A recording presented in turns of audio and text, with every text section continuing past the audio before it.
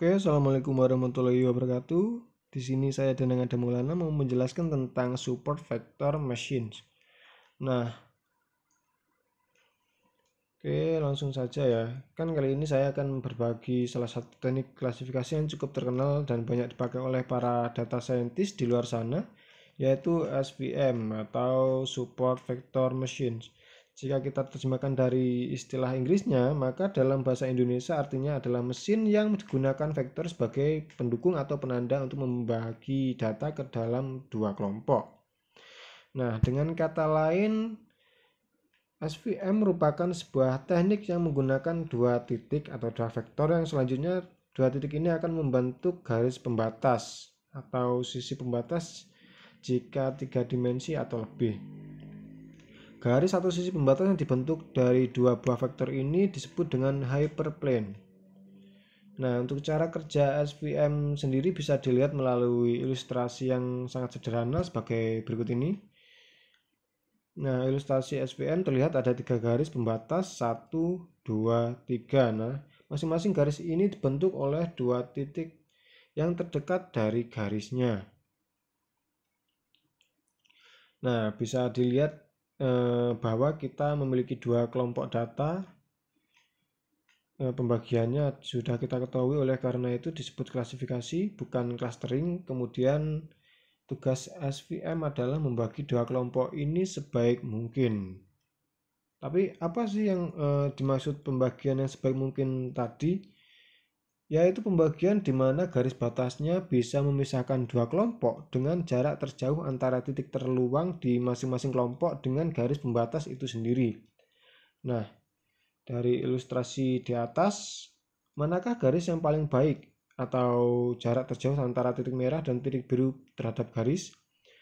Nah, untuk bisa mengetahuinya, tentu kita harus benar-benar menghitung jaraknya. Mari kita lihat cara menentukan jarak titik terluar dari masing-masing kelompok terhadap garis pembatasnya sebagai berikut ini. Nah, ilustrasi bagaimana menghitung jarak antara titik terluar di masing-masing kelompok dengan hyperplane. Perlu diperhatikan bahwa dua titik terluar ini, paling luar dari kelompoknya dan paling dekat dengan hyperplane, harus tegak lurus terhadap hyperplane-nya. Nah, bisa dilihat itu. Nah, dua titik ini disebut dengan support vector. Melalui ilustrasi di atas, tugas SVM adalah menentukan hyperplane terbaik yang bisa memberikan jarak terjauh atau maksimum margin antara dua kelompok yang berbeda. Oke. Dua titik yang menjadi patokan hyperplane disebut dengan support vector. Menariknya, titik-titik lain di belakang dua garis ini tidak berkontribusi apa-apa terhadap hasil SVM. Karena sesuai namanya, baik tidaknya hasil SVM tergantung dari support vektornya. Sebagai tambahan, penamaan positif hyperplane atau negatif hyperplane itu bebas. Jadi garis atas bisa saja kita sebut sebagai negatif dan garis bawah menjadi positif. Nah, untuk catatan penting bahwa jarak terjauh antara titik merah dengan hyperplane dan antara titik biru dengan hyperplane harus sama ya.